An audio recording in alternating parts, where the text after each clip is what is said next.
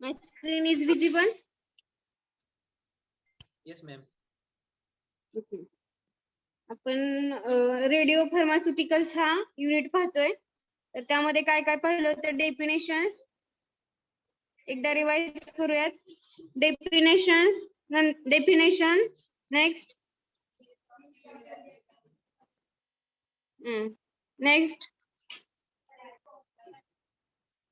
Types of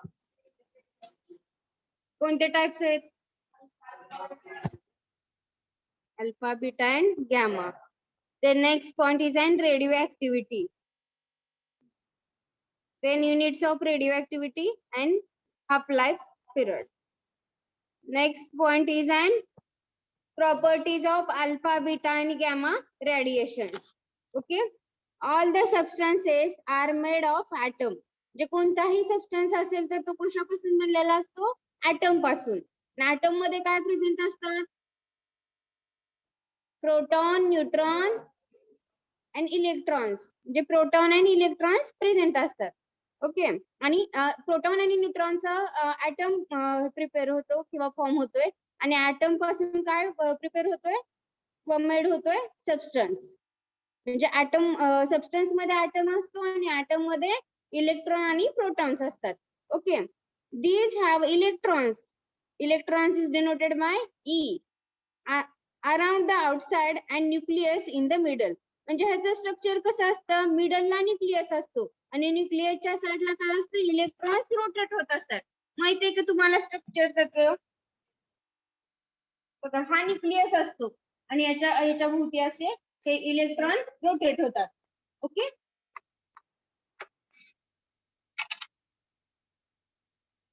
The nucleus consists of proton P and neutron N.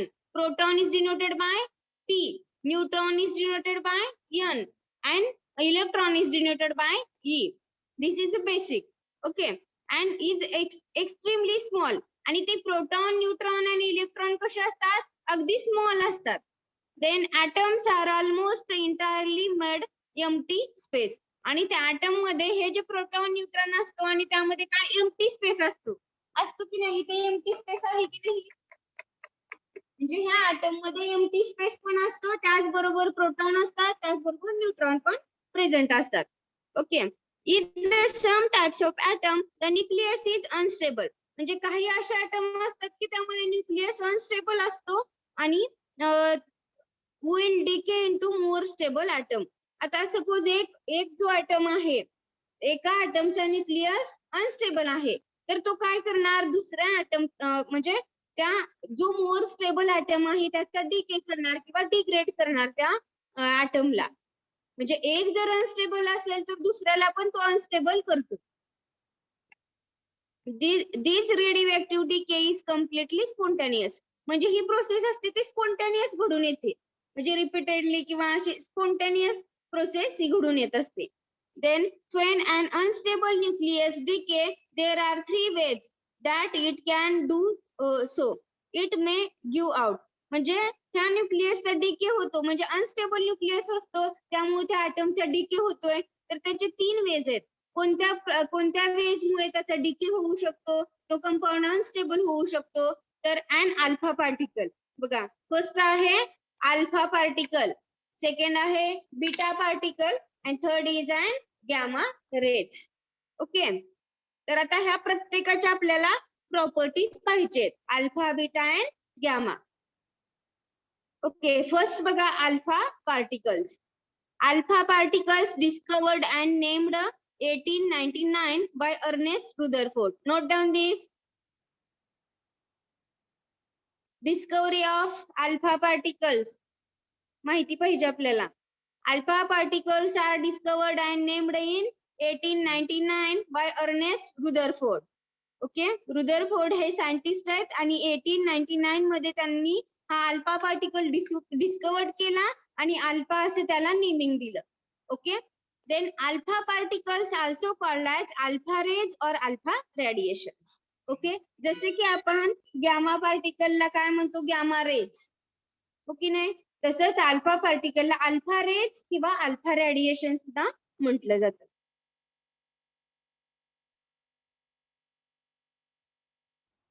Okay. They are generally produced in the process of alpha decay. म्हणजे alpha रेजचं DK होतं आणि हे finally म्हणजे DK होऊन हे alpha particle वरती process होती आणि फायनली त्या कंपाऊंडचं किंवा अल्फा पार्टिकलचं अल्फा रेचं डीके होतं. ओके, डीकेचं मिनिंग माहित आहे ना सगळ्यांना? काय होतं?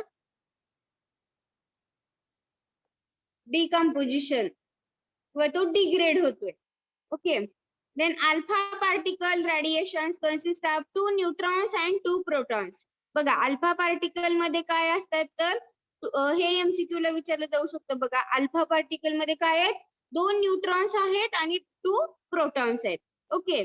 As they are charged, they are affected by both electric and magnetic field. आता ह्यामध्ये न्यूट्रॉन पण आहेत आणि प्रोटॉन पण आहेत. त्यामुळे ह्या दोन फील्ड अफेक्ट करतात ह्यावरती. एक तर इलेक्ट्रिक फील्ड आणि सेकंड आहे मॅग्नेटिक फील्ड. ओके. बघा इथे इमेज मध्ये दाखवले अल्फा पार्टिकल. अल्फा पार्टिकल मध्ये जे रेड कलरचे आहेत ते प्रोटॉन आहेत, जे ब्ल्यू कलरचे आहेत ते न्यूट्रॉन्स आहेत. ओके. मग इथं हेलियमचं एक्झाम्पल दिलेलं आहे.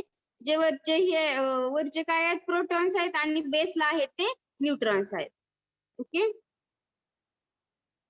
बघा फक्त अल्फा पार्टिकल कोणी डिस्कवर केला? त्यामध्ये काय प्रोटॉन किती असतात, न्यूट्रॉन किती असतात आणि त्यामध्ये कोणती फील्ड अफेक्ट करते? इलेक्ट्रिक आणि मॅग्नेटिक. एवढं तुम्हाला लक्षात ठेवावं लागेल. ओके. दे कॅरी 2 पॉझिटिव्ह चार्ज. म्हणजे ह्याच्यावरती 2 पॉझिटिव्ह चार्ज आहेत. बघा इथं 2 प्लस दिलंय की नाही इमेज मध्ये? पाठीमागच्या इमेज मध्ये काय आहे? 2 प्लस म्हणजे it carry 2 positive charges. The speed of particle depend very much on the source, but typically are about 10% of speed of light. म्हणजे हे त्या सोर्स ते स्पीड जे असणार आहे त्या अल्फा पार्टिकलचं ते कशावर डिपेंड राहणार आहे? सोर्स वरती, त्याच्या सोर्स वरती ते डिपेंड राहील. But typically are 10% speed of light. आणि फक्त 10% स्पीड म्हणजे स्पीड वरती पण डिपेंड आहे, पण किती? 10%. Okay. Then alpha particles lowest penetrating capacity material. म्हणजे आपण अगोदर पाहिलं होतं बघा अल्फा पार्टिकलला लोवेस्ट कॅपॅसिटी पेनिट्रेट होत नाही तो. काय कोणत्या शीट होत्या? पेपर, ॲल्युमिनियम आणि पेपर, ॲल्युमिनियम, लीड. ओके. मग अल्फा पार्टिकल काय करतात? लोवेस्ट पेनिट्रेटिंग पॉवर असते. सेकंड बीटा पार्टिकल, gamma पार्टिकलची. Okay. Then it is observed by relatively small thickness of paper or human skin. म्हणजे ते आपण पाहिलं होतं की त्या पेपर मधून किंवा ह्युमन स्किन मधून सुद्धा ते अल्फा पार्टिकल पास होत नाहीत किंवा पेनिट्रेट होत नाहीत. एवढी त्याची कॅपॅसिटी किंवा पेनिट्रेटिंग पॉवर कमी असते. Then however because of their speed and size they are capable of ionizing a larger number of atoms over a very short range of penetration. म्हणजे बघा त्याची साईज आणि त्याच्या स्पीड मुळे त्याचं पेनिट्रेशन त्या ह्युमन सेल असू देत किंवा पेपर असू देत त्यामधून त्याचं पेनिट्रेशन होत नाही. त्याची पेनिट्रेशन पॉवर सगळ्यात लोवेस्ट आहे.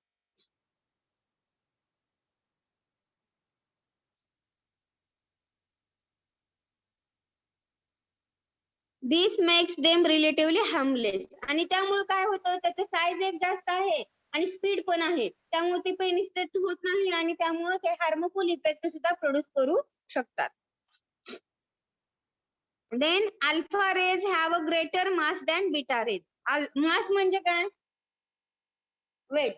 म्हणजे अल्फा रेजचं वेट कसं असणार आहे? जास्त असणार आहे बीटा रेज पेक्षा. त्यामुळं ते त्या पेपर मधून किंवा ह्युमन सेल मधून पेनिट्रेट होणार नाही कारण त्याचं मास जास्त आहे. From the radioactive decay, heavy elements such as radium, thorium, uranium and plutonium म्हणजे वेगवेगळे हे रेडिओ सबस्टन्सेस आहेत. रेडियम, थोरियम आपण पाहिलं काल लेक्चर मध्ये. कोणते रॅडियम,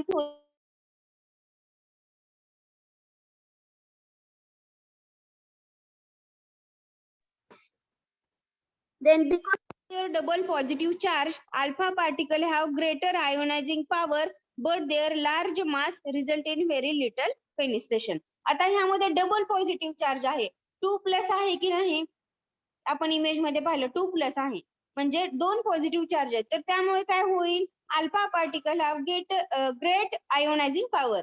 त्याची आयोनायझिंग पॉवर प्लस आणि मायनस चार्ज असणं म्हणजे काय, त्या कंपाऊंडचं आयोनायझेशन होतं.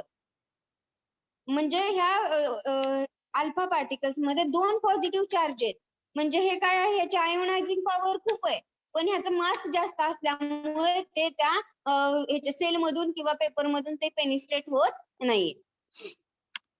For example, alpha particles with energies from 4 to 10 millivolt. Okay, तर have ranges in year 5 to 11 centimetre, म्हणजे त्याची रेंज सेंटीमीटर मध्ये, त्या इयर मध्ये त्याची सेंटीमीटर मध्ये रेंज असते, किती, in between 5 to 11. and alpha particle in water would be 20 to 100 micrometre. हे रेंजेस तुम्हाला एमसीक्यू ला विचारले जाऊ शकतात. अल्फा पार्टिकलची वॉटर मध्ये जर आपण हे पेनिट्रेशन पॉवर किंवा रेंज पाहिली तर किती येईल, 20 to 100 micrometre.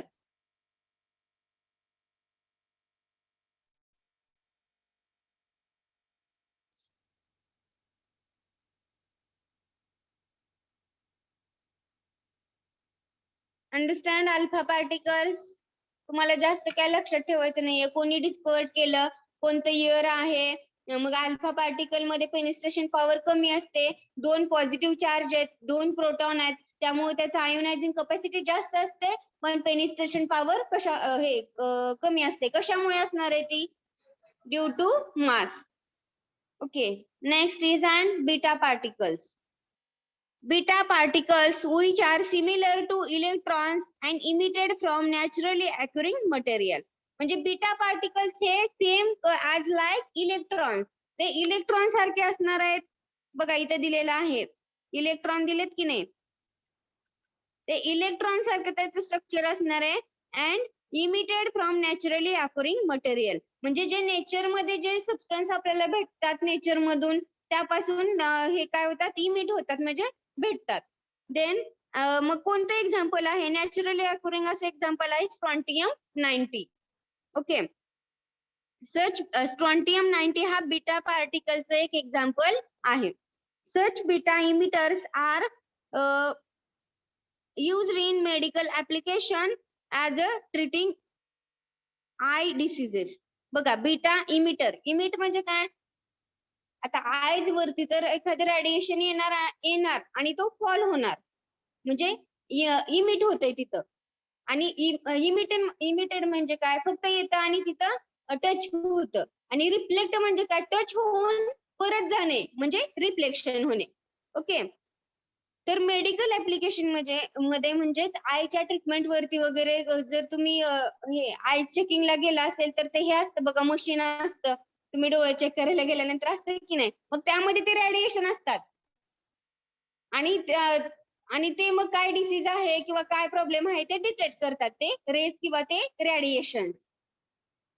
Then beta particle radiations consist of fast moving electron. Beta particle मध्ये ते कसं मूव्ह होतं, इलेक्ट्रॉन फास्ट मूव्ह होतात बीटा पार्टिकल्स मध्ये. Then every particle carries either 1 negative और 1 पॉझिटिव्ह इलेक्ट्रॉनिक चार्ज.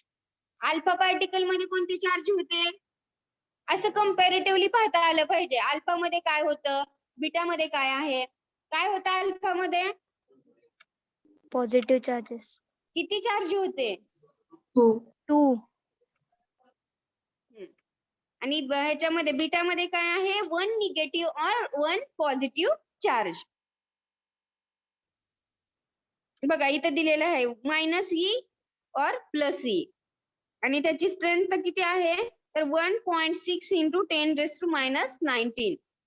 म्हणजे एवढी त्याची स्ट्रेंथ आहे, किंवा एवढं त्याचं हे आहे की एक निगेटिव्ह चार्ज म्हणजे किती असणार आहे, 1.6 × 10⁻⁻19.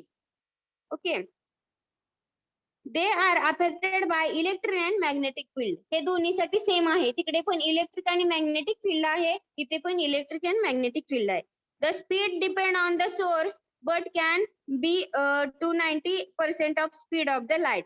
बघा तिथे किती होतं, फक्त 10% स्पीड ऑफ लाईट वर ते डिपेंड होतं.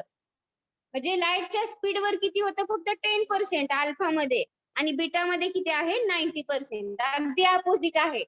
ओके.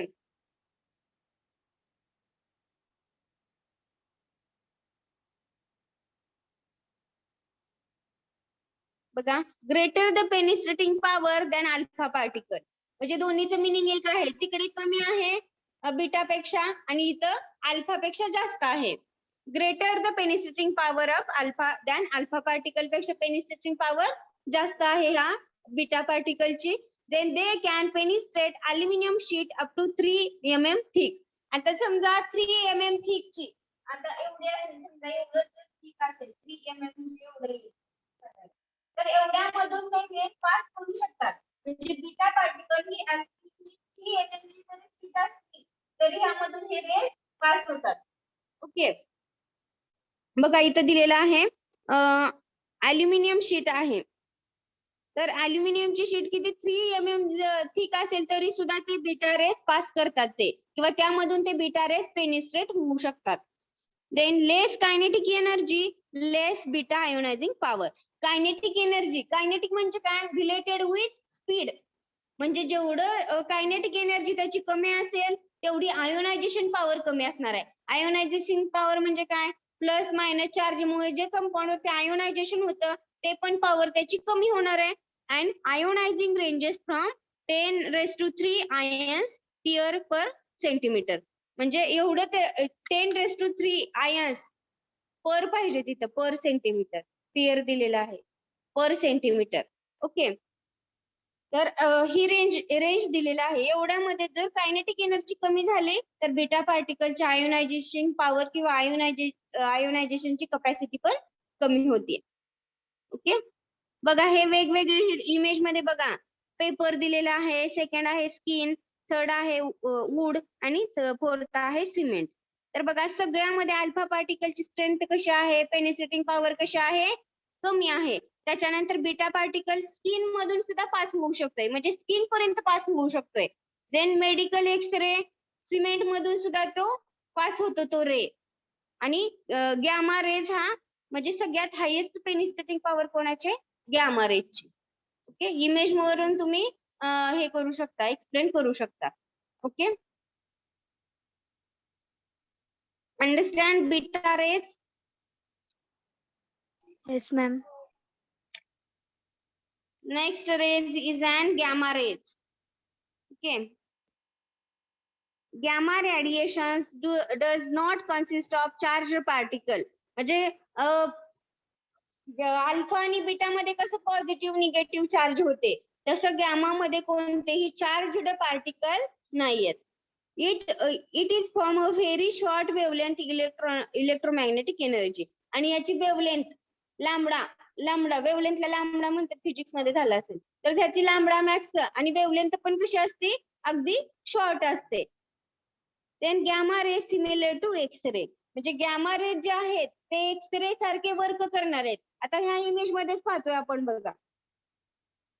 बघा गॅमा रेज आहेत आणि एक्सरे आहे, दोन्ही पण त्या सिमेंट पर्यंत पास होतात, सिमेंट पर्यंत पेनिट्रेट होऊ शकतात. बघा इमेज मध्ये, म्हणजे ते एक्सरे आणि गॅमा रेजचं वर्किंग कसं आहे, सेम आहे. They travel at the speed of 3 × 108 metre नाही होऊ शकत, मीटर पर सेकंड.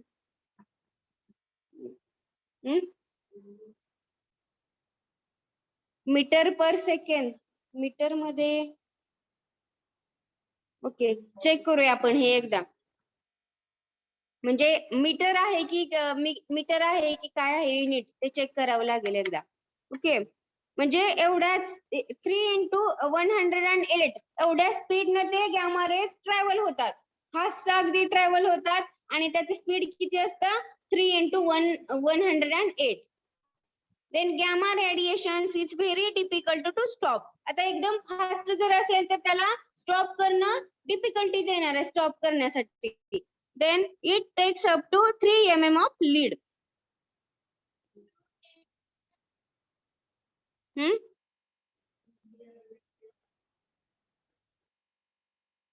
8 आहे.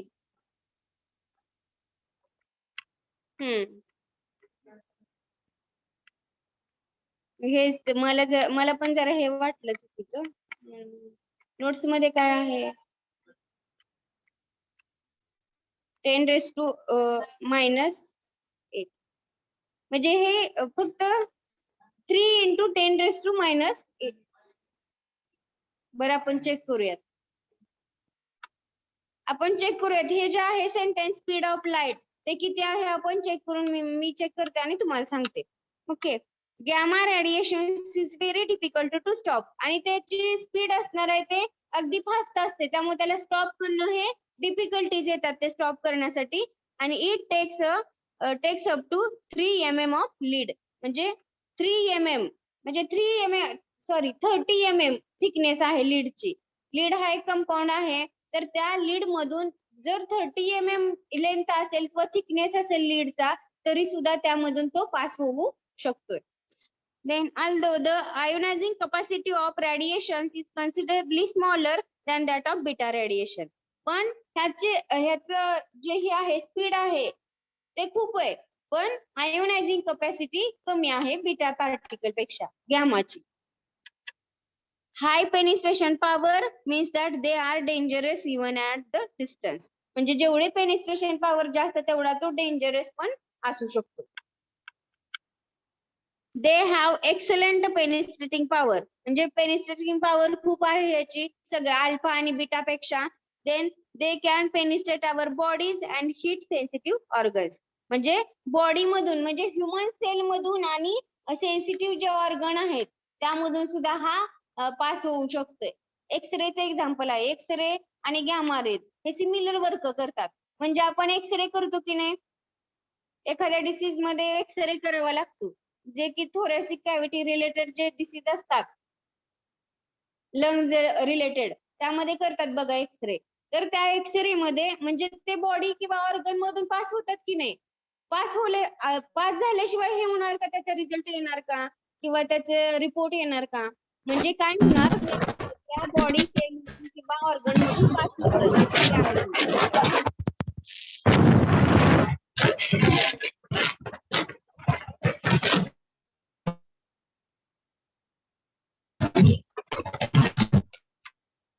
Rohan Shinde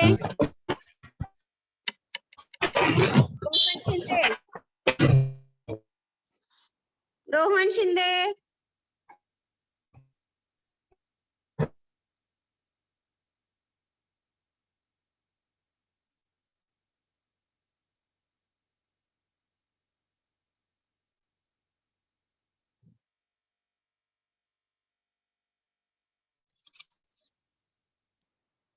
they can particularly dangerous and if injected or inhaled.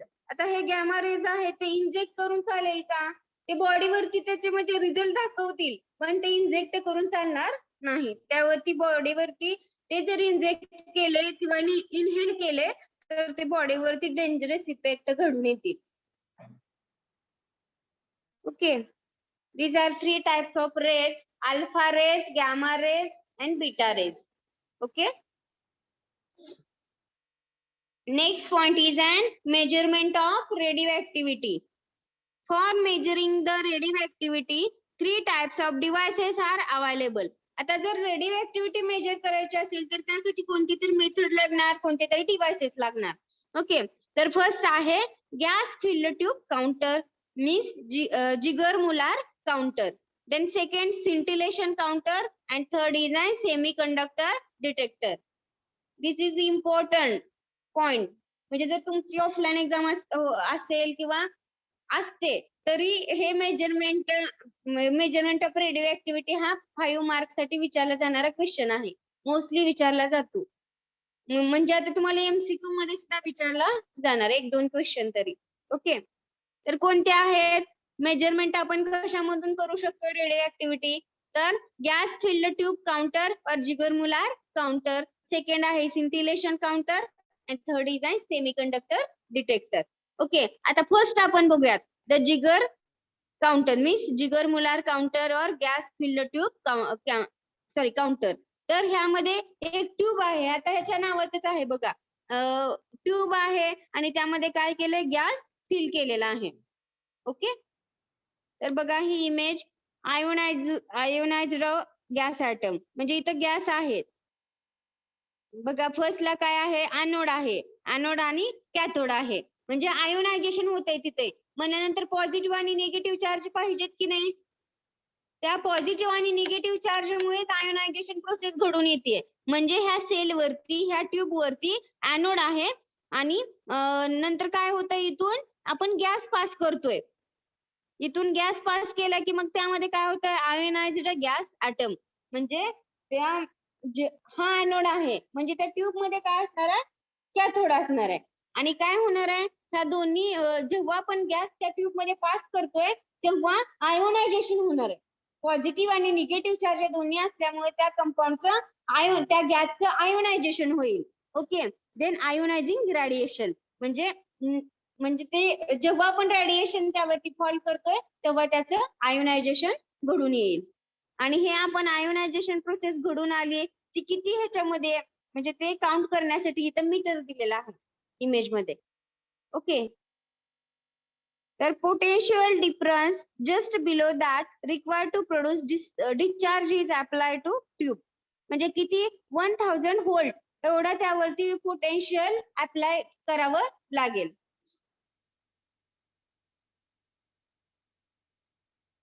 Any atom of the gas struck by the X-ray entering the tube and ionized. बघा मग काय होणार, फर्स्टला any atom of gas, मग काय कोणते कोणते गॅस आहेत सांगा मला. गॅस सॉलिड लिक्विड गॅसेस, त्याच्यामधले गॅस कोणती आहेत, एक दोन नेम सांगा.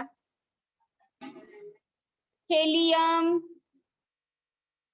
निऑन, आर्गॉन गॅस आहेत की नाही. तर हेलियमचं एक्झाम्पल आताच पाहिलं आपण. असा एखादा गॅस ऍटम घ्यायचा आणि त्या सेल मधून त्या ट्यूब मधून पास करायचा. मग जेव्हा त्या ट्यूब मधून पास होतोय तेव्हा त्या सेल मध्ये, त्या ट्यूब मध्ये त्या कंपाऊंडचं, त्या गॅसचं आयोनायझेशन घडून येतंय. Okay, then causing a discharge, म्हणजे डिस्चार्ज पास होतोय, म्हणजे सिग्नल. डिस्चार्ज म्हणजे काय, थोडक्यात सिग्नल. मग ह्या मीटरला सिग्नल पास होतोय. जेव्हा त्या सेलमध्ये आयोनायझेशन प्रोसेस घडून येते तेव्हाच तो डिस्चार्ज म्हणजे तो सिग्नल त्या मीटरला पास होतोय. मीटर दिलेले आहे की नाही ह्यामध्ये इमेज मध्ये, एकदा बघा ह्या मीटरला मग सिग्नल भेटणार. डिस्चार्ज म्हणजे काय, इथून हा सिग्नल ह्या मीटर मध्ये डिस्प्ले होतोय.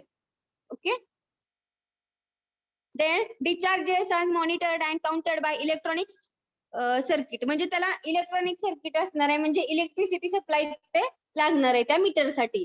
Then output is reported and count per second and roentgens per hour or MR per हवर.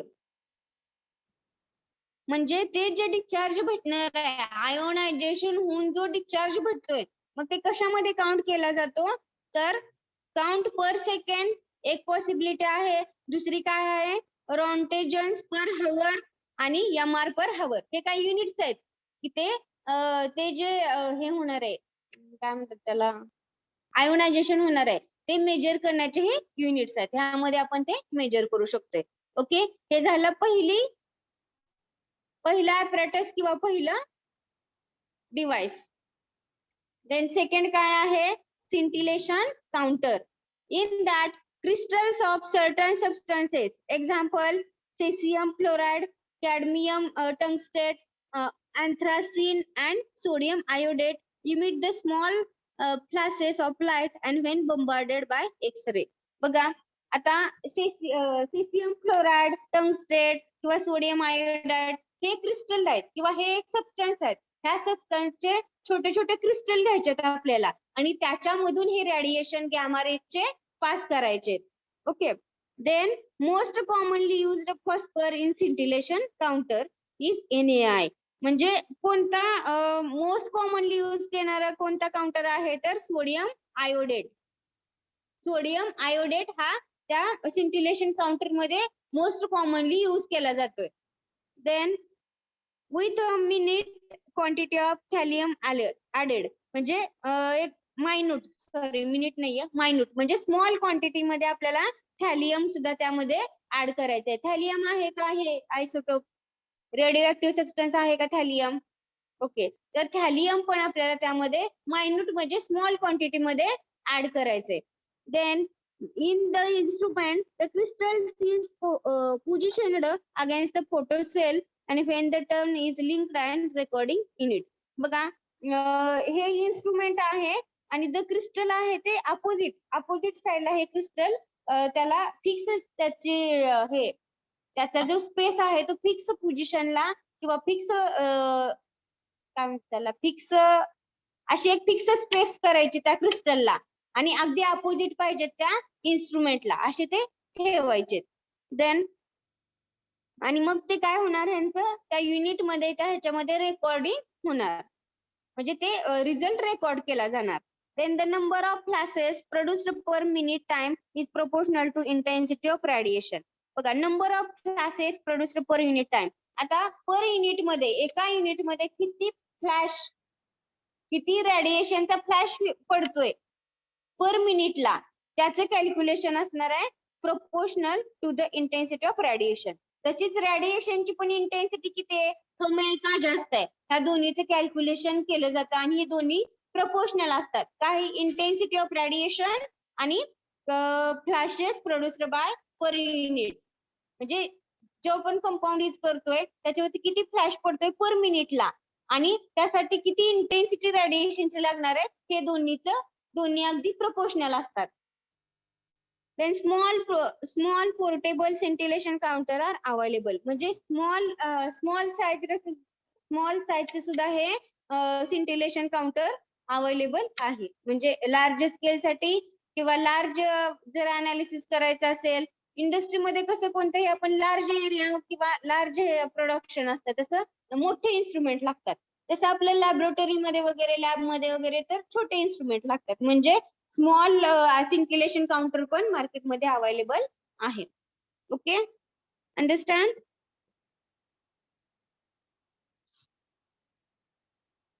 Hello. Yes, ma'am. The next and last is an semiconductor detector. A semiconductor is a substance whose electrical conductivity is between that of metal and insulator. म्हणजे semiconductor हे एक असे substance असतात की त्यामधून electrical charge carry होतो की नाही. कंडक्टन्स म्हणजे काय त्यामधून इलेक्ट्रिक सप्लाय होतोय आणि तो कसा असणार आहे त्या मेटल मध्ये आणि इन्सुलेटर ह्या दोन्ही मधून तो इलेक्ट्रिक सप्लाय पास होतोय. It is noted that GE म्हणजे जीई लिथियम जी म्हणजे काय असणार आहे गॅलियमला हे असतं ना जीए असतं. Ma'am, germanium. Okay good. Germanium plus काय आहे दुसरा कंपाऊंड लिथियम. तर हे काय आहे सेमीकंडक्टर आहेत at excellent detector of X-rays.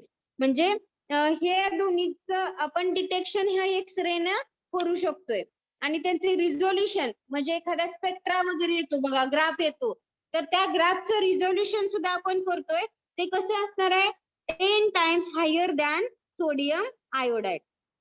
Okay म्हणजे ह्या दोन्हीचं कंपॅरिझन केलेलं आहे लिथियमचं आणि ह्याचं आयोडाइडचं ह्या दोन्हीचं कंपॅरिझन करून त्याचं resolution of spectra 10 times higher असणार आहे. कशाचा कोणत्या कंपाऊंडचा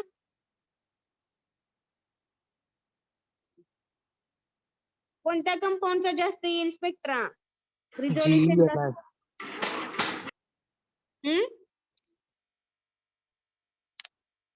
जर्मेनियम लिथियमचं जास्त येणार आहे मॅम. ओके जर्मेनियम आणि लिथियमचा स्पेक्ट्रा किंवा रिझोल्युशन जास्त येईल 10 times कोणापेक्षा सोडियम आयोडाइड पेक्षा. देन सिंटॅलोमीटर्स. म्हणजे हे सिंटॅलोमीटर हे एक युनिट आहे की त्यामधून आपण हे मेजर करतोय. The main disadvantage of this lower efficiency for higher energy of X-ray. म्हणजे हाय लेवलचे किंवा हायर जर एक्सरे पास होत असतील, हायर रेज जर पास होत असतील, तर त्याचं डिसएडव्हान्टेजेस आहे की लोअर इफिशियन्सी, तो इफिशियंटली वर्क करत नाही. जेव्हा हाय लेवलची एनर्जी किंवा हाय लेवलचे एक्सरे जर पास होत असतील तेव्हा तो इफिशियंटली वर्क करत नाही. Then besides germanium and lithium semiconductors needs to cooled by liquid nitrogen and are hence commercial and not suitable to field instrument. म्हणजे सेमीकंडक्टर हे काय आहे, म्हणजे लिक्विड वेगवेगळे लिक्विड हे करण्यासाठी सुद्धा मेजरमेंट लिक्विडच्या वगैरे करण्यासाठी, म्हणजे नायट्रोजन आहे बघा इथं. तर नायट्रोजन काय आहे, तर गॅसमध्ये प्रेझेंट आहे. नायट्रोजन हा गॅस आहे. तसंच गॅस आणि लिक्विड ह्या दोन्हीचे सुद्धा हे कॅल्क्युलेशन आपण ह्या सेमीकंडक्टर डिटेक्टरनं करू शकतोय किंवा ह्या इंस्ट्रुमेंट ना करतोय. Okay, understand this 3 measurement of radio instrument for measurement of radioactivity. Yes, ma'am. Yes, ma'am. Okay. Next point is an sodium iodide I-131 solution. बघा ते दिसत नाहीये तुम्हाला, तर 131 आहे सोल्युशन. ते सोडियम आयोडाइड सोल्युशन आणि कॅप्सूल मध्ये प्रेझेंट आहे. तर ते वेगवेगळे फॉर्म्युलेशन बघायचे आपल्याला. जेव्हा सोडियम आयोडाइड 131 आहे ते सोल्युशन मध्ये प्रेझेंट असताना त्याच्या काय प्रॉपर्टीज आहेत, कॅप्सूल मध्ये प्रेझेंट असेल तर त्यामध्ये काय डिफरन्स असणार आहे कॅप्सूल आणि त्या सोल्युशन मध्ये, तर ते आपण बघूयात. It consists of not less than 90% but not more than 110% labeled amount of iodine 131. म्हणजे किती अमाउंट मध्ये आयोडीन असतं सोल्युशन मध्ये, not less than 90% and not more than 110%. ह्या दोन्हीच्या लेवल मध्ये ह्या सोल्युशन मध्ये आयोडीन प्रेझेंट असतं. Then expressed in microcuries or millicuries. Note down this. How to express or how which units are used to measure the sodium iodide solution, microcuries or millicuries.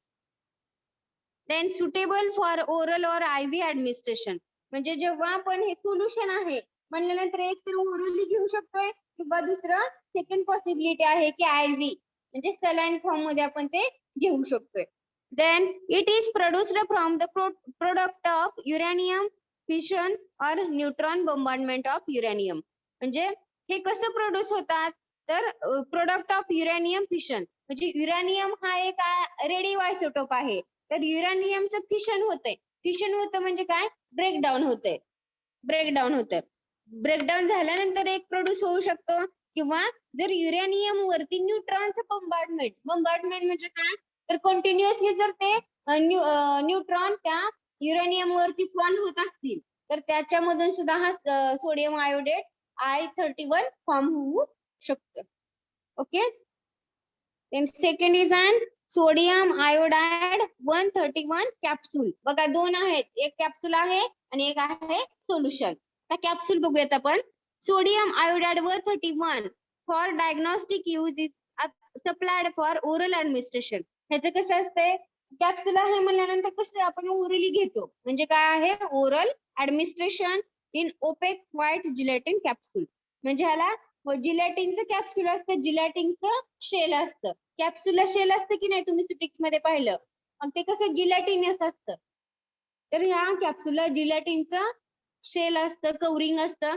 Then the capsule are available in strength of 3.7 mega becquerel means 100 microcuries iodine.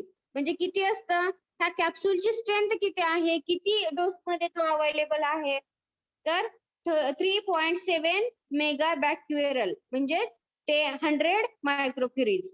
बॅक्युअरल हे कशाचं unit आहे,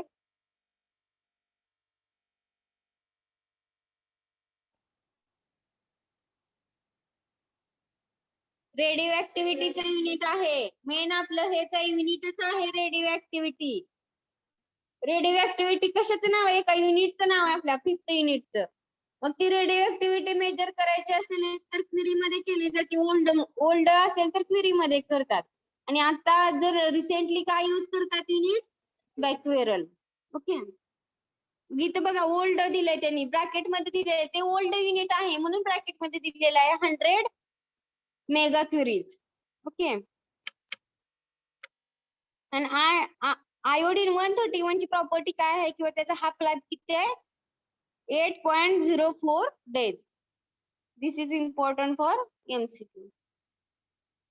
जेव्हा जेव्हा सांगते MCQ साठी आहे त्यामधले MCQ येऊ शकतात. ते इम्पॉर्टंट असते, नोट डाऊन करून ठेवायचं. इट इज अ कलरलेस और क्लिअर सोल्युशन.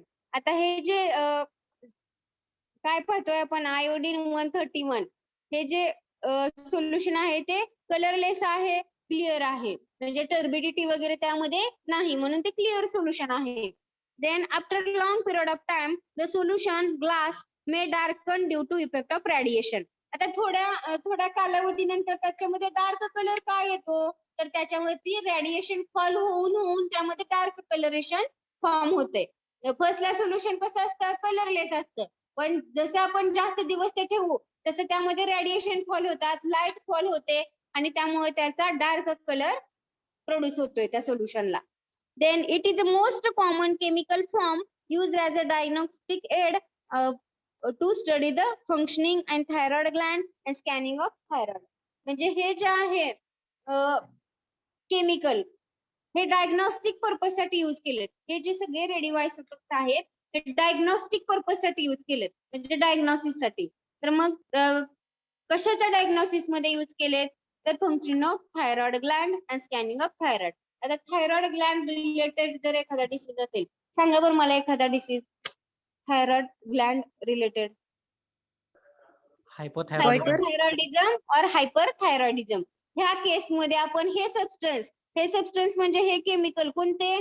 जे की रेडिओ आयसोटोप्स आहेत ते त्याच्या डायग्नोसिस पर्पज साठी आपण यूज करतोय. Then to determine size, position and tumour location.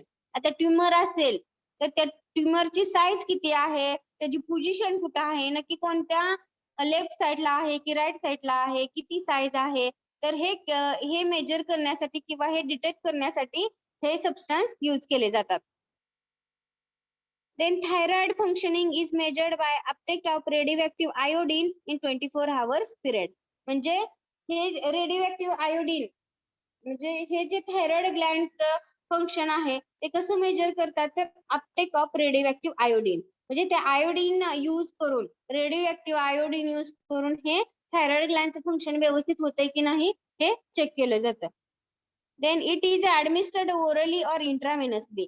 म्हणजे हे कसं असतं? I131 आयोडीन 131 पाहतोय आपण, तर त्याचं ओरली किंवा इंट्राव्हेनसली त्याचं ऍडमिनिस्ट्रेशन असते. 2 वेन आपण ते ऍडमिनिस्ट्रेट करू शकतोय. फर्स्ट आहे ओरली आणि सेकंड आहे intravenously means IV. Then activity over thyroid gland is measured frequently up to 24 hours. म्हणजे ही जर टेस्ट करायची असेल किंवा थायरॉइड ग्लँडची जर टेस्ट असेल तर त्याला 24 hours रिक्वायर्ड असतात आणि त्या आयोडीन आपण ते डिटेक्ट करू शकतोय. In hyperthyroidism dose administer less than 10%. बघा मी आताच एक्झाम्पल सांगितलं थायरॉइडचं, हायपरथायरॉइडिझम आणि हायपोथायरॉइडिझम. तर हायपोथायरॉइडिझम मध्ये ते डोस किती घ्यायचंय? Less than 10%. आणि हायपरथायरॉइडिझम मध्ये ऍडमिनिस्टर मोर दॅन 50%. ओके. म्हणजे जे ह्याची लेवल आयोडीनची लेवल कमी झाली असेल तर तिथं हे वाढवावी लागेल आणि जास्त असेल तिथं कमी करावं. म्हणजे कसं बघा, हायपोथायरॉइडिझम इज ऍडमिनिस्टरी लेस दॅन 10%. ज्यांना हायपोथायरॉइडिझम आहे त्यांनी फक्त 10% मध्येच ऍडमिनिस्टर करायचं आणि ज्यांना हायपर आहे त्यांनी more than 50%. Okay. Then plasma clearance and urinary extraction can also be monitored. म्हणजे प्लाझ्मा आणि युरिनरीच्या ज्या टेस्ट असतात त्या सुद्धा ह्या आयोडीन 131 न मॉनिटर केल्या जातात किंवा आयोडीन आपण डिटेक्ट करू शकतोय. Okay, understand? Next lecture कोणाचं आहे?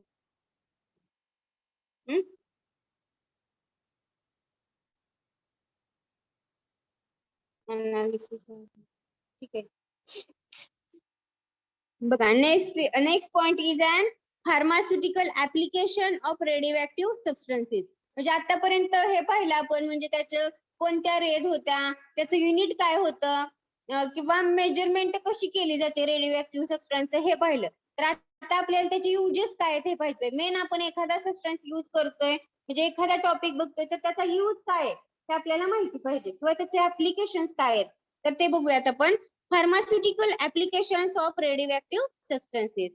तर बघा, treatment of cancer and tumour. पहिलं नोट डाऊन दिस. पहिला यूज काय आहे?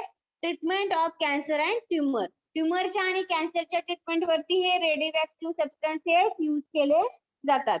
तर बघा, अमेरिसियम 241 use as a अँटीनिओप्लास्टिक.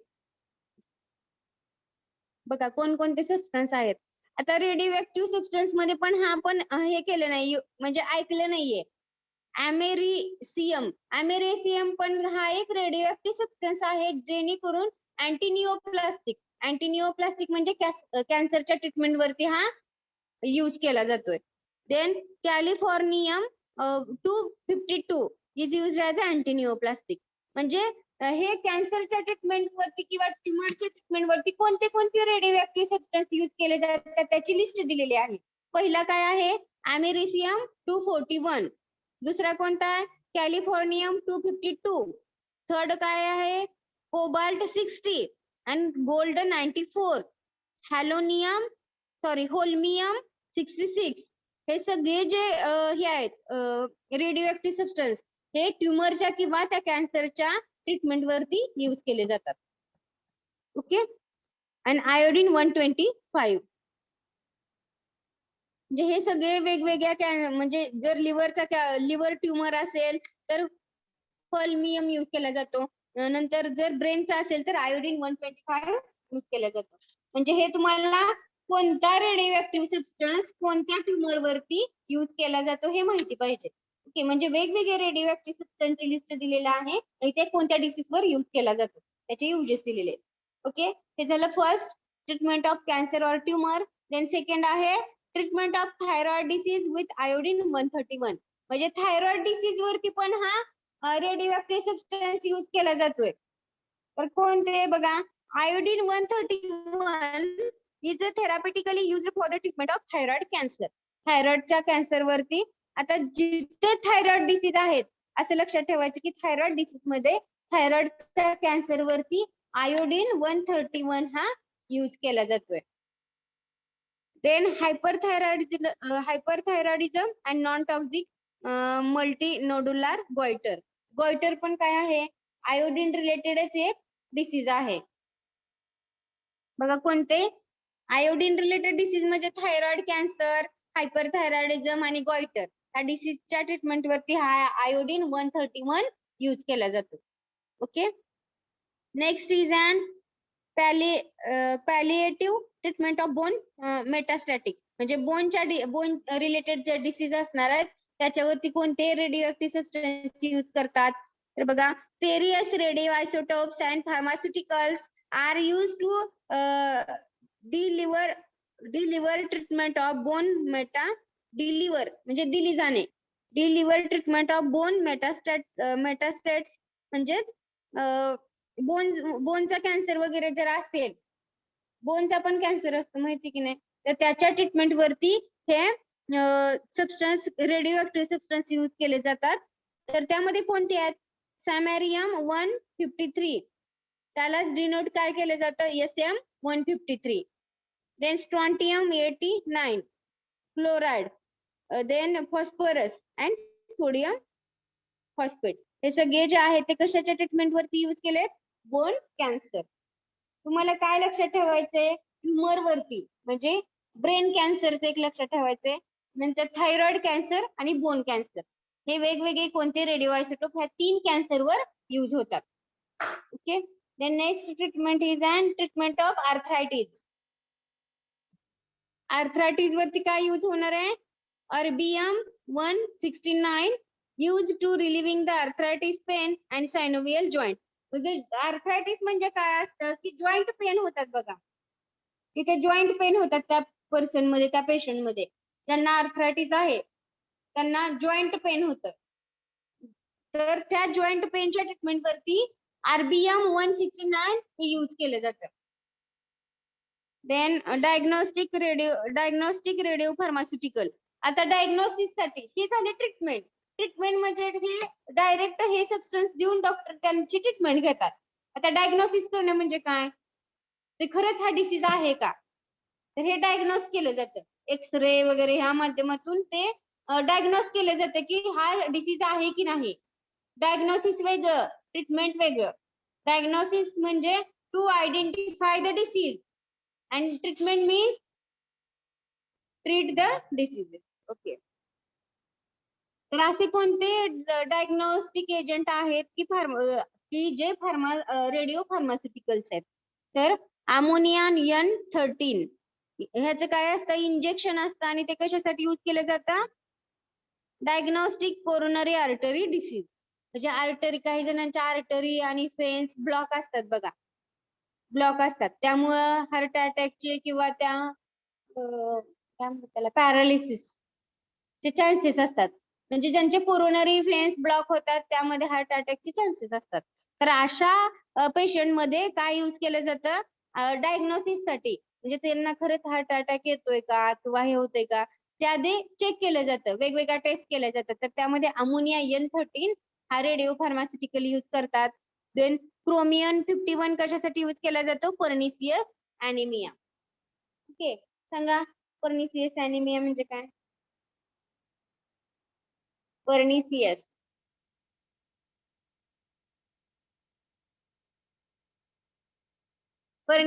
anemia. What is meant by pernicious anemia? Stem cell आठवते का? कशामध्ये आहे?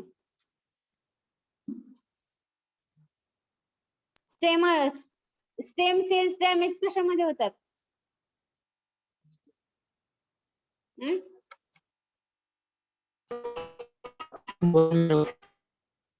सांगा, what is mean by pernicious anaemia? आपल्याला सिलेबसला नव्हतं तरी आपण घेतलेलं आहे ते.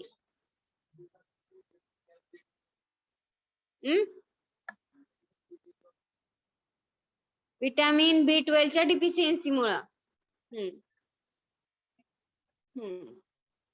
ओके, सांगू शकताय का कोण?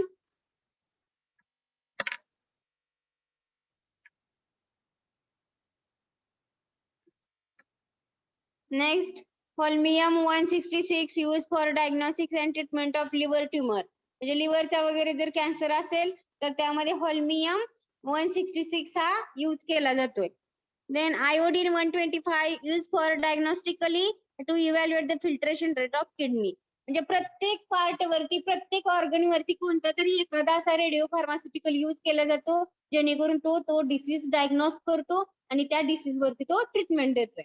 ओके, तर आयोडीन 125 हा किडनीचं फंक्शन व्यवस्थित रेग्युलेट होतंय का किंवा फिल्ट्रेशन रेट कसा आहे, किडनी व्यवस्थित फिल्ट्रेशनचं वर्क व्यवस्थित करते का हे प्रॉपरली चेक करण्याचं काम कोण करेल? Iodine 125. Okay, understand? applications of radiopharmaceuticals, radioactive substances. Yes या no? Yes, ma'am.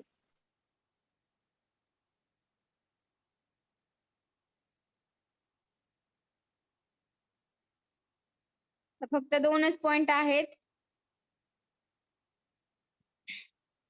मग मला एक सांगायचं होतं तुम्हाला, जर आपल्याला एखाद्या लेक्चर आज ऑफ भेटलं तर असं कोण आहे की आज लगेच सेमिनार देऊ शकते?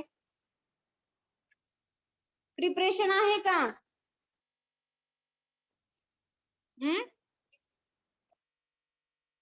मग बाकी काय करायचं तेव्हा? झालेलं आहे, सिलेबस झालेला आहे आपला.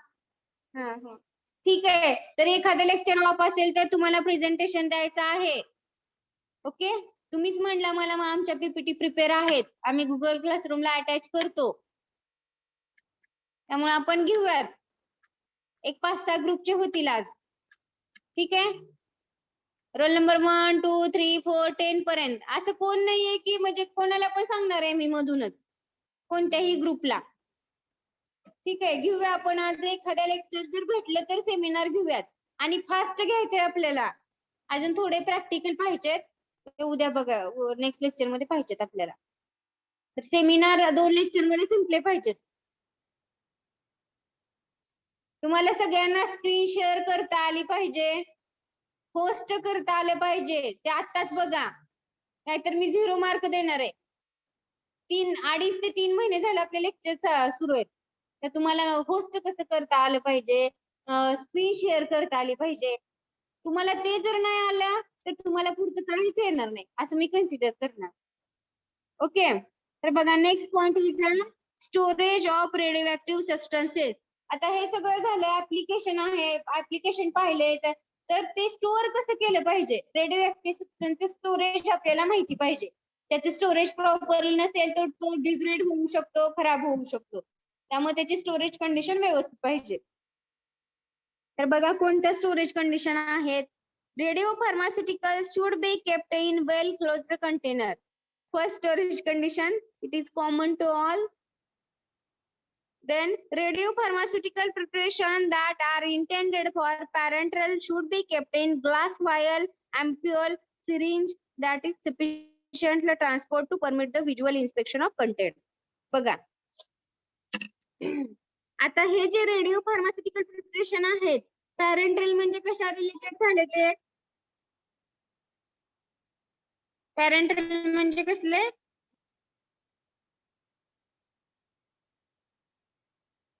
Parental, ophthalmic, parental.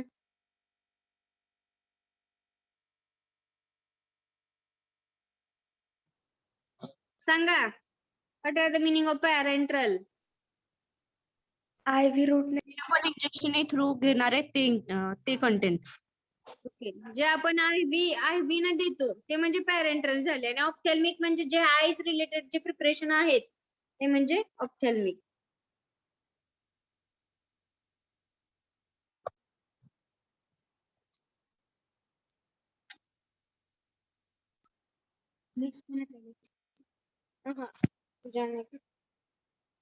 घेते 15 मिनिटं कंटिन्यू कर किंवा मला बोल तसं कर.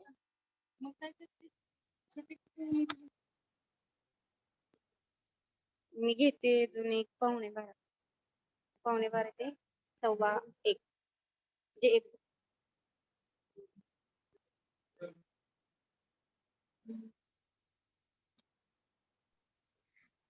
Hello madam. हॅलो. क्लासरूमला अटॅच कुठं करायचे त्या पीपीटी. आमच्या पीपीटी तयार आहेत खरं. मी सांगते तुम्हाला तेव्हा अटॅचमेंट करा. मला अगोदर सेमिनार द्या आज आणि मी सांगते तेव्हा मग अटॅच करा पीपीटी. ठीक आहे. सेमिनार झाल्यानंतर मी जेव्हा तुम्हाला अटॅच करायला सांगते तेव्हा करा. नाही समजलं तर मला विचारा, मी सांगते. ठीक आहे. देन बघा आता हे जे रेडिओ फार्मास्युटिकल प्रिपरेशन आहे ते पॅरेंटल म्हणजे काय, जे IV रूट किंवा IV रिलेटेड जे प्रिपरेशन आहेत ते आपण कशामध्ये स्टोअर करतोय. Glass vial. जे ग्लासचे वायल म्हणजे छोटे छोटे असे ग्लासचे हे असतात कंटेनर. तुम्हाला माहिती की ते आहेत इंजेक्शनचं कसं असतं, छोटे छोटे कंटेनर असतात की नाही. डॉक्टरांकडे गेल्यानंतर जरा ऑब्झर्व करत जावा ते काय काय करतात ते. ओके. तर छोटे वायल्स असतात ग्लासचे. देन अँप्यूल म्हणजे असे ग्लास टाईपच असतं आणि असं एवढं आपल्या फिंगर एवढंच त्याची साईज असते. देन सिरिंज तर माहिती आहे आपल्याला. सिरिंज माहिती नाही असं कोण आहे का. माहिती आहे ना सिरिंज. हो मॅम माहिती आहे. Okay.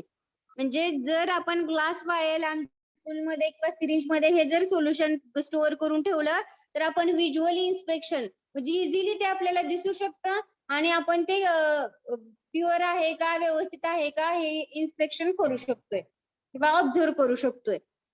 Then glass container may darken under the effect of radiation. आणि त्यात पण ग्लास कंटेनर कसे डार्कन पाहिजेत, म्हणजे आंबर कलर पाहिजेत. आंबर कलर म्हणजे कसलं, ब्राऊन कलरच्या बॉटल असतात, जेणेकरून त्यामधून रेडिएशन पास होऊ नये. आणि जर रेडिएशन पास झालं तर तो कंपाऊंड खराब होईल, त्याचा इफेक्ट बॉडीवरती डेंजरस इफेक्ट होतील. क्युअर होण्याऐवजी दुसरंच काहीतरी होईल. त्यामुळे जे कंटेनर असतात ते कसे पाहिजेत, आंबर कलर किंवा ब्राऊन कलरचे पाहिजे. हे झालं काय, स्टोरेज कंडिशन पाहिली. स्टोरेज मध्ये काय लक्षात ठेवू शकतो आपण, फक्त इंट्राव्हेनस म्हणजे पॅरेंटल प्रिपरेशन आहे ते ग्लास बॉटल मध्ये, सिरिंज मध्ये किंवा त्या अँप्यूल मध्ये स्टोअर करून ठेवायला पाहिजे. आणि store in well closed container. Then precaution for handling radio substances. आता रेडिओ सबस्टन्स कसं आपण हँडल करून चालेल का, काही काळजी घेतल्या पाहिजेत, काय प्रिकॉशन आहेत तर ते आपल्याला माहिती पाहिजे. कारण आपण त्या रेडिओ सबस्टन्सचा स्टडी करतोय किंवा त्याचं हँडलिंग केल्यानंतर आपण ते कसं हँडलिंग केलं पाहिजे, त्याबद्दल काय काळजी घेतली पाहिजे, तर हे माहिती पाहिजे आपल्याला. The following guidelines provide the information of safe handling of radio substances. पहिले काय, सेफ हँडलिंग करावे लागेल, म्हणजे सेफ्टी प्रिकॉशन घ्यावे लागतील आपल्याला तो सबस्टन्स हँडल करताना. Then they are based on the relevant legislation and code of practice for handling radio substances. म्हणजे त्या रिलेटेड काही कोड असतील किंवा त्या रिलेटेड जी काही इन्फॉर्मेशन असेल रेडिओ सबस्टन्सची, ते फर्स्टला आपल्याला माहिती करून घ्यावी लागेल. Then the radioactive substances used to should be comply with following characteristics. मग ज्या रेडिओ सबस्टन्सची कोणते कॅरेक्टरिस्टिक आहेत, कोणत्या कंपाऊंड मुळे कोणता इफेक्ट होऊ शकतोय, हे आपल्याला फर्स्ट बघावं लागेल आणि मग ते हँडल करावे लागतील. तर radio toxicity must be low as possible. म्हणजे रेडिओ सबस्टन्सला त्याची टॉक्झिसिटी कशी पाहिजे, कमी पाहिजे. जर टॉक्झिसिटी त्या कंपाऊंडला असेल तर आपण ते हँडल केलं तर आपल्या बॉडीमध्ये ते टॉक्झिक इफेक्ट दिसून येणार आहेत. Then short living isotopes are prepared as a long living ones. म्हणजे जे स्मॉट त्याची लाईफ स्पॅन किंवा हाफ लाईफ कमी असेल, सेल्फ लाईफ कमी असेल, अशा आयसोटोप लॉंग लाइव्हिंग वन्स, म्हणजे जास्त काळ ते यूज करायचे नाहीत. म्हणजे ज्याचा लाईफ स्पॅन जेवढा असेल तेवढ्याच कालावधीत तो यूज करायचा. जर आता एखाद्याचा लाईफ स्पॅन 1 इयर असेल एखाद्या आयसोटोपचा आणि तुम्ही जर ते 2 इयर यूज केलं तर त्याच्यापासून harmful effect, toxic effect produce होणार आहेत. Then the amount use must be kept to minimum. आणि त्याचे अमाऊंट पण रेडिओ फार्मास्युटिकल अगदी स्मॉल क्वांटिटी मध्ये यूज केले जातात. असं नाही की 1 किलो 2 किलो असं किलो मध्ये ते काउंट केलेलं नसतं, अगदी mg मध्ये त्याचा यूज असतो. Then never work alone in a radio lab. म्हणजे अलोन म्हणजे एकट्याने त्या लॅब मध्ये वर्क करायचं नाही, आपल्या कलिग्सला घेऊन वगैरे आपण तिथे वर्क करू शकतो, आपल्या फ्रेंडला घेऊन. म्हणजे जे काही तिथे वर्कर असणार ते 2-3 पाहिजेत. अलोन म्हणजे एकट्याने वर्क करायचं नाही. Then especially not outside normal working hours. आणि म्हणजे नॉर्मल वर्किंग आवर आहे तेवढ्याच वर्किंग आवर मध्ये तिथं वर्क करायचं. आता समजा 10 ते 5 टायमिंग आहे तर तुम्ही 10 ते 8, 10 ते 9 असं थांबला तर असं नाही चालणार. तर फक्त जी हावर टाइम पिरियड ठरवून दिलेला आहे तेवढ्याच पिरियड मध्ये वर्क करायचं त्या लॅब मध्ये. Then always make sure to have someone nearby in case of emergency. म्हणजे इमर्जन्सी केसेस मध्ये वगैरे ठीक आहे, एखादी इमर्जन्सी केस असेल तर ती आपण हँडल करू शकतो जास्त टाइम साठी, 1 तास 1.5 तास. पण असं नाहीये की रोजच आपण ठरवून दिलेल्या वेळेपेक्षा जास्त वर्क करतोय तिथं, म्हणजे त्या लॅब मध्ये. इमर्जन्सी केसेस सोडून आपण तिथं जास्त वेळ थांबायचं नाहीये. कशामुळे, तर ते जे हे असणार आहे रेडिओ फार्मास्युटिकल किंवा त्या ज्या रे असणार आहेत त्या पण जास्त वेळ जर झाल्या तर आपल्या बॉडीवरती परिणाम करतात. त्यामुळे जे टाइम पिरियड आहे तेवढ्यातच तिथे वर्क करायचं. Take all precaution to prevent the radio contamination. म्हणजे त्या पर्सनना काय काळजी घ्यायची की आपल्याला कोणत्याही प्रकारचं रेडिओ सबस्टन्स पासून कंटॅमिनेशन होऊ नये याची काळजी घेतली पाहिजे. Then always separate radio activities from non radio activities. म्हणजे जे रेडिओ सबस्टन्स आहेत ते सेपरेट ठेवायचे किंवा रेडिओ ऍक्टिव्हिटी ज्या ऍक्टिव्हिटी होणार आहे त्याच्यासाठी सेपरेट आणि नॉन रेडिओ ऍक्टिव्ह ऍक्टिव्हिटीसाठी सेपरेट. जे सेपरेट रूम मध्ये किंवा सेपरेट एरियामध्ये त्या दोन्ही गोष्टी पाहिजेत. एका रूम मध्ये एका एरियामध्ये नको. Then as far as possible limit the areas where radioactive substance are used. Mark the area and using the container and absorbent paper. म्हणजे प्रत्येक जो रेडिओ ऍक्टिव्ह सबस्टन्स साठी जो एरिया यूज करणार आहे त्यासाठी त्याला नाव द्यायचं रेडिओ ऍक्टिव्ह एरिया आणि जो नॉन रेडिओ ऍक्टिव्ह आहे त्यासाठी त्याला लेबल करावं लागेल. आता आपल्याला कसं क्लासरूम साठी लेबल केलं आहे. क्लासरूम आहे ही लॅब फार्मास्युटिक्सची लॅब आहे, ही ह्याची केमिस्ट्रीची लॅब आहे. तसं ह्याला रेडिओ ऍक्टिव्ह सबस्टन्सेसचा एरिया आहे, नॉन रेडिओ ऍक्टिव्ह सबस्टन्सचा एरिया आहे असं लेबल करावं लागेल. ओके, म्हणजे कोणताही पर्सन इझिली तो आयडेंटिफाय करू शकतो. Then apply a radiation symbol to any container and atoms that have come to the contact with radioactive substances. म्हणजे प्रत्येकाचं रेडिओ ऍक्टिव्ह ह्याचं काही सिम्बॉल असतात बघा. म्हणजे प्रत्येकाचं असं काही सिम्बॉल असतं.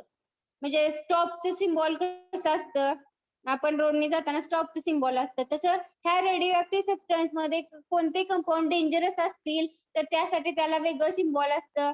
कोणतं सबस्टन्स म्हणजे हार्मफुल बॉडीवरती इफेक्ट एखादा हार्म प्रोड्यूस करत असतील तर त्याच्यासाठी वेगवेगळे सिम्बॉल, असे वेगवेगळे सिम्बॉल दिलेले आहेत त्या रेडिओ ऍक्टिव्ह सबस्टन्सेस साठी.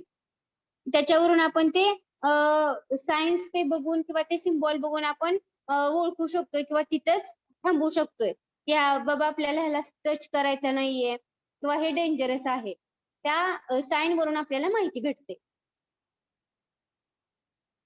When handling radioactive materials, always wear the appropriate protective clothing. आता जसं आपण प्रॅक्टिकल करताना एप्रॉन यूज करतोय तसे हे रेडिओ ऍक्टिव्ह एरियामध्ये वर्क करताना सुद्धा काही क्लॉथिंग किंवा काही युनिफॉर्म असतो, तर त्या युनिफॉर्म मध्येच तिथं वर्क करायचं. Then wear the lab coat. आता आपल्याला एप्रॉन तसेच त्यांना लॅब कोट म्हणजे काहीतरी एक युनिफॉर्म ठरवून दिलेला असतो, तो युनिफॉर्मच वेअर करायचा. Then if there is a risk of serious contamination wear disposable clothing. म्हणजे सिरियस कंडिशन किंवा रिस्की असेल तर डिस्पोजेबल. डिस्पोजेबल म्हणजे काय, पीपीई किट कसं होतं, एकदा आपण वेअर केलं की ते डिस्पोज करून टाकायचं, तसंच सिरियस कंडिशन किंवा रिस्क असेल तर ते किट यूज करायचं आणि डिस्पोज करायचं. Then store your lab coat away from your regular clothes. तर जर आपण आपल्या एप्रॉन वरती एखादं केमिकल तर पडलं असेल तर ते आपण आपल्या रेग्युलरच्या क्लॉथ मध्ये ठेवायचं नाही, त्याला सेपरेट ठेवायचं.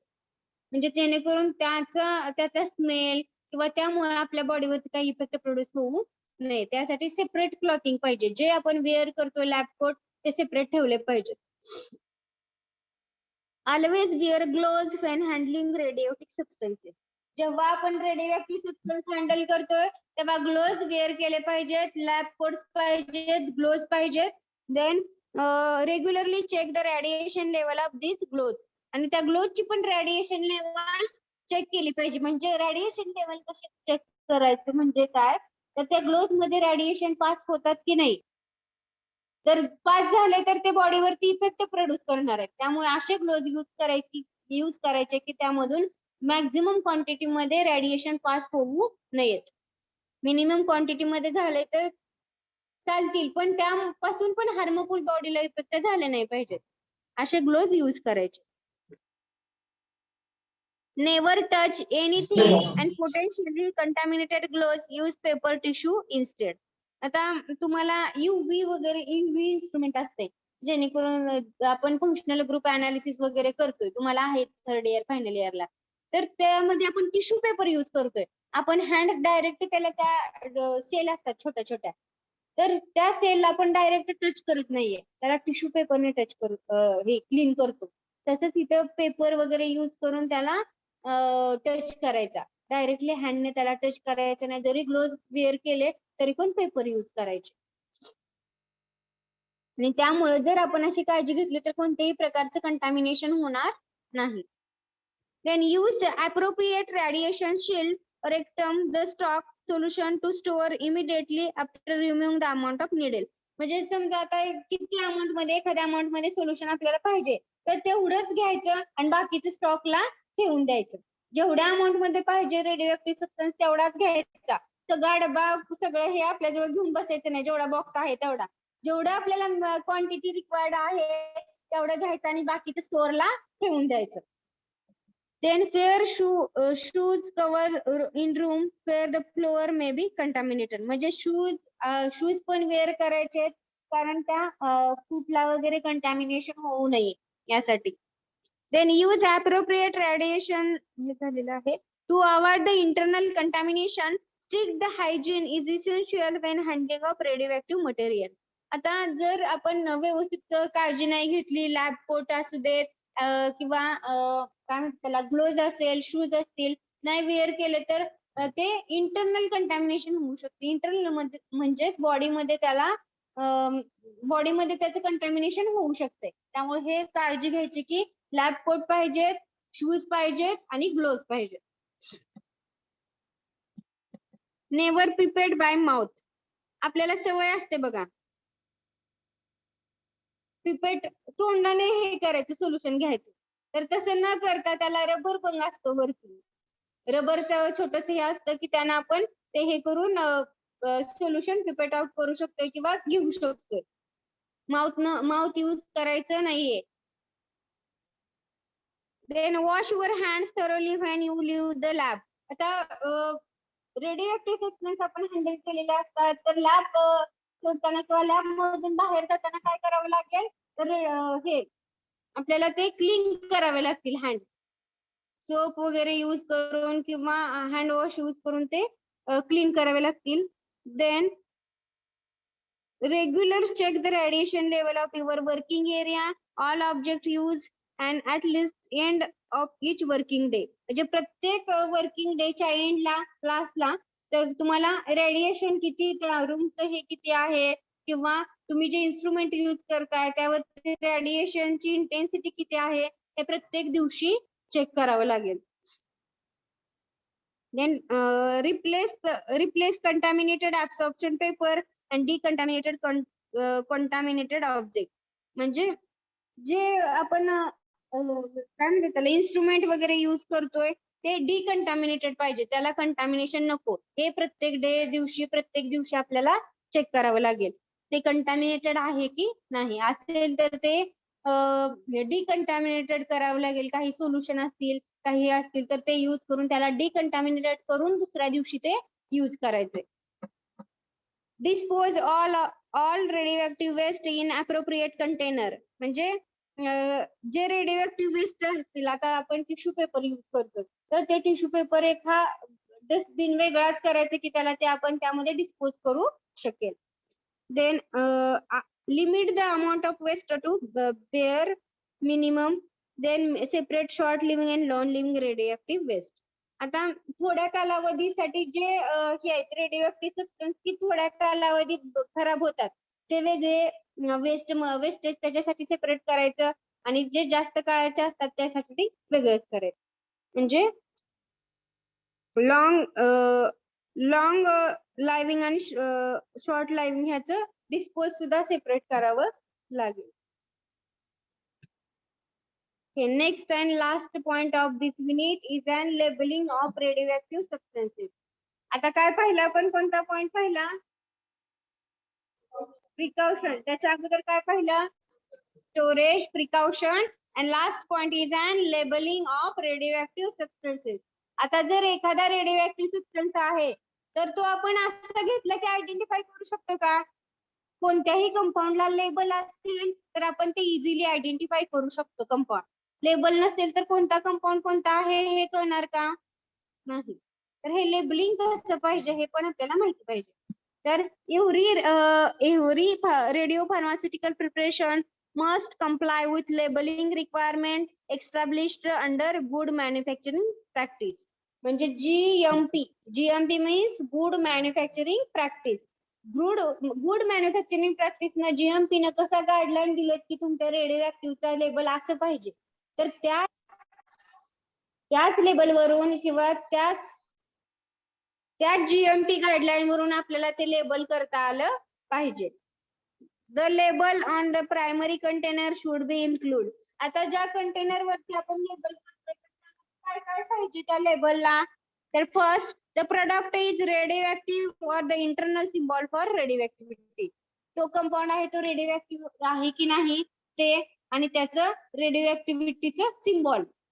तर ते फर्स्ट मेन्शन करावं लागेल लेबल मध्ये. द सेकंड काय आहे? The name of radio pharmaceutical preparation. आता कोणतेही लेबल करताना आता ORS आहे तर ORS चे नाव वरतीच येणार कधी पण. कोणती टॅबलेट आहे? पॅरासिटामॉल आहे तर पॅरासिटामॉलचं नाव बोल्ड मध्ये असते की नाही? बोल्ड मध्ये असतं आणि बाकीचे कंटेंट वगैरे असतात ते स्मॉल लेटर मध्ये असतात. तर प्रिपरेशन फॉर डायग्नोस्टिक और थेरप्युटिक यूज म्हणजे ते त्याचे युजेस पण दिलेले असतात, त्याची स्टोरेज कंडिशन पण दिलेली असते बघा. त्याचा यूज काय आहे, तो कसा स्टोअर केला पाहिजे, तर सगळं त्या स्ट्रीप वरती दिलेलं असतं. कधी तर बघत जावा त्या टॅबलेट वरती काय काय दिलंय.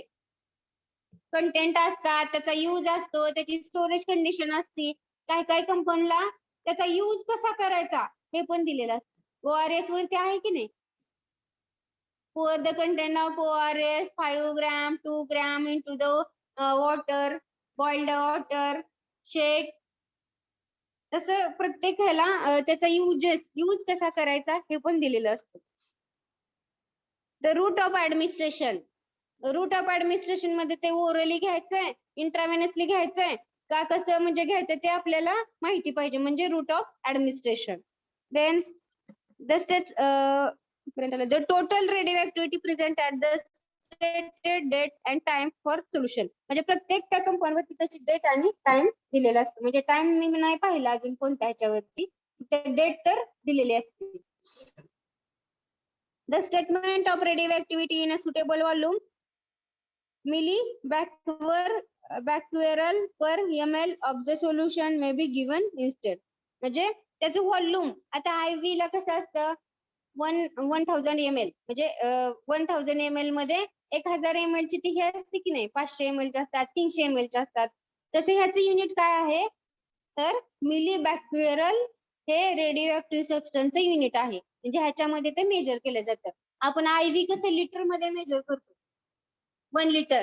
IV कितीची असते? 1 लिटरची असते की नाही? तसं हे मिलीबॅक्युरल ह्या युनिट मध्ये ते काउंट केलं जातं.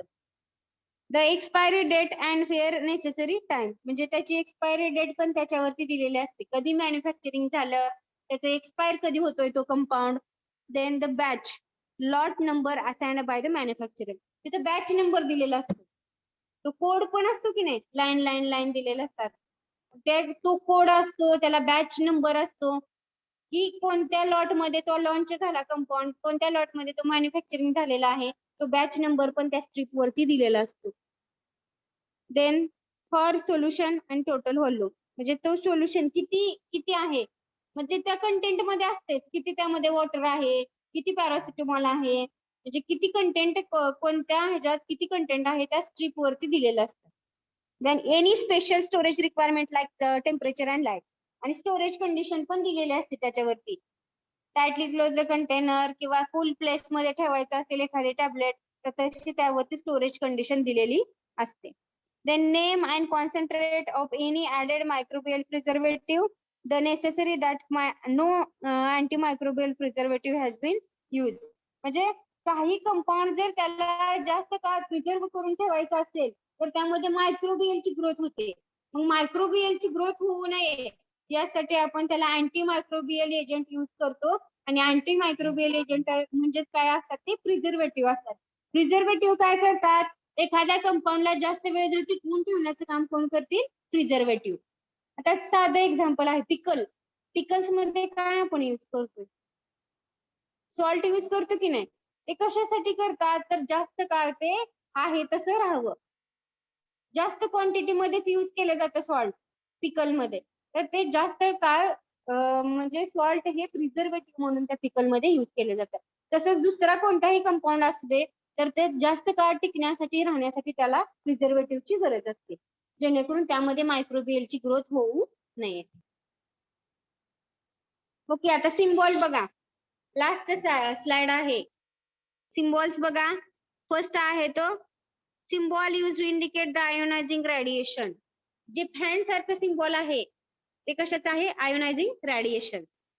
देन सेकंड काय आहे, रेडिओ ऍक्टिव्हिटी डेंजर सिम्बॉल, म्हणजे ते हे तसला सापळा दाखवतात बघा, म्हणजे ते आपण कधी पण म्हणतो की हा डेंजरस एरिया आहे, तिकडे जायला नको, म्हणजे ते सिम्बॉल डेंजरस साठी दाखवलं जातं, इंडिकेट केलं जातं. Then dangerous sources capable death or serious injury, म्हणजे सिरियस इंजुरी असेल किंवा डेथ वगैरे झाली असेल तर त्या एरियासाठी हे सिम्बॉल यूज केलं जातं. Then third symbol is the dangerous good transport classification sign of radioactive material, म्हणजे हे डेंजरस आहेत रेडिओ सबस्टन्सेस, पण ते ट्रान्सपोर्ट तर करावे लागते. मग अशा केसेस मध्ये हे थर्ड नंबरचं सिम्बॉल यूज केले जातं. Okay, understand? Unit 5th. Yes ma'am. Radio pharmaceuticals. Any problem in unit 5th? आहे का कोणाला काही प्रॉब्लेम? आपला सिलेबस कव्हर झालेला आहे PIC चा, थेरीचा. ओके, काय प्रॉब्लेम आहे का यामध्ये? कोणाला वाटतंय का फास्ट झालं? No ma'am. मग आपण 6 ते 7 एक लेक्चर घेऊयात. कोणाला असं वाटत असेल की सिलेबस फास्ट होतोय तर आपल्याला एक्स्ट्रा लेक्चर घ्यावे लागतील, 9 ते 10 आणि 5 ते 6. ओके, म्हणजे तुम्हाला असं नाही तुम्ही सांगावं, म्हणजे काय म्हणतात त्याला, नाही समजलं किंवा नाही हे झालं म्हणण्यासाठी मी नाही सांगत असं एक्स्ट्रा टायमिंग, पण खरंच समजत नसेल तर कसं करावं लागेल बघा. कोणाला वाटत असेल तर सांगा, कोणता पॉइंट रिपीट करायचा असं वाटत असेल तरी सांगा, एक्स्ट्रा लेक्चर एखादं भेटलं तरी घेऊयात. काय प्रॉब्लेम आहे का? येस या नो? No ma'am. एक शब्द तुम्हाला No, बोलायला ma'am. नको वाटतं, मी किती वेळ झालं बोलते, 10:15 ते 11:15. नाही ना का कोणाला प्रॉब्लेम? No ma'am. ऑनलाईन वाले सांगा की पुन्हा जरा. येस या नो? No ma'am. नो, काय प्रॉब्लेम नाहीये. आता फक्त नो. ओके, तर आता फक्त यस नो म्हणायचं नाहीये. उद्या 5 युनिट वरती स्टडी करायचा आहे. मी उद्या क्वेश्चन विचारणार आहे तुम्हाला. उद्या पण आपले 2 लेक्चर आहेत PIC चे. मंडे आहे उद्या, 2 लेक्चर आहेत. ओके, तर उद्या सगळ्यांनी unit 1st to 5th study करायचा आहे, रिव्हिजन होणार आहे. नंतर म्हणायचं नाही आमचं रिव्हिजन घेतलं नाहीये, आम्हाला म्हणजे काय समजलं नाहीये, हे मी आत्ताच विचारते आहे. आपल्याला नंतर टायमिंग नाही. 22 मार्च पासून ते तुमच्या एक्झाम आहेत. ते फायनल एक्झाम कधी होईल तुमची? बरं 5 एप्रिल ते किती, मग 10 एप्रिल असेल. आले ना टाइम टेबल? किती एप्रिल हो पर्यंत? मॅम. 8 एप्रिल पर्यंत. 5 ते 8. हो मॅम. ओके, म्हणजे कंटिन्यू पेपर आहेत काय? सुट्ट्या नाही आहेत ना हो. मध्ये? नाही, बघा, सुट्टी म्हणजे नाही. तुम्हाला आता स्टडी करावा लागेल. तुम्ही काय म्हणणार, त्यात काय अवघड आहे, ऑनलाईन तर एक्झाम आहे, हो की नाही? त्यामुळे काय त्याला काय स्टडी करायचं असतो. मी उद्या क्वेश्चन विचारणार आहे युनिट 1 to 5. जर काही कोणाला प्रॉब्लेम असेल तर मला सांगा. कोणाला वाटत असेल फास्ट झालं तरी पण आपल्याला मग एक्स्ट्रा लेक्चर घ्यावे लागतील, कारण त्याला ऑप्शन नाहीये. Extra Hello, ma'am. लेक्चर घेणे हाच एक ऑप्शन आहे. ओके, बरं बाकी सब्जेक्ट झाला का सिलेबस? Hello ma'am. हॅलो, हा मॅम, आधी 3rd, 4th, 5th युनिटचं रिव्हिजन घ्या, त्याच्यानंतर 1 आणि 2 घ्या. ओके ठीक आहे. बघा, देते तुम्हाला. ऐका, युनिट 3, 4 and 5 त्याच्या उद्या स्टडी करून यायचा. ओके, 3, 4, 5. आणि जर Okay, कोणी ma'am. आन्सर नाही दिलं तर त्याची आतापर्यंतची अब्सेंटी लागणार. ओके, वायवाला पण आपण थिअरी विचारणार आहोत. Hole syllabus. मॅडम बरं, असं करूयात आपण, कोणते क्वेश्चन? हे 3 युनिट आता आपण सेशनल साठी ठेवूयात. आणि पुढचे एंड सेमिस्टर जेव्हा आहे तुमचं तेव्हा होल सिलेबस राहणार. ठीक आहे. म्हणजे नंतर मॅम, काय एंड सेमिस्टरला फक्त तुम्हाला 2च युनिटचा स्टडी करायचा आहे, फर्स्ट अँड सेकंड. कारण आज तुम्ही करणार आहात थर्ड, फोर्थ अँड फिफ्थचा. ओके. अजून काय प्रॉब्लेम आहे का? मॅम प्रॅक्टिकल एक्झामचे सब्जेक्ट कोणते आहेत म्हणजे आम्हाला वाय साठी प्रिपरेशन करण्यासाठी? PIC, अनालिसिस, स्टॅटिस्टिक्स आणि HAP मॅम ह्या चार सब्जेक्टचे तुम्हाला प्रॅक्टिकल एक्झाम मध्ये थेरी विचारलं जाणार. क्वेश्चन पण थेरी रिलेटेड असणार आणि वायवा पण थेरी रिलेटेड असणार. ओके. मॅम तेच कोणतं टॉपिक म्हणजे युनिट कोणतं येणार आहे असं? तुमच्या सब्जेक्ट टीचरांना विचारा. मी PIC चे सांगते युनिट 3, 4 and 5. 3, 4, 5 हे सेशनल साठी. प्रॅक्टिकलचा विषय चालू आहे बरं का. आणि थेरीला पण आपलं पहिल्या आणि दुसऱ्या युनिट पहिल्या सेशनलला झालंय आणि आता सेकंड सेशनलला 3, 4, 5 हे 3 युनिट थेरीला पण असणार, प्रॅक्टिकलला पण असणार. पण जेव्हा तुमची प्रॅक्टिकल एंड सेमिस्टर आहे तेव्हा तुम्हाला होल PIC म्हणजे होल सगळे सब्जेक्ट होल असणार 5 युनिट. ओके. अजून काय प्रॉब्लेम आहे का?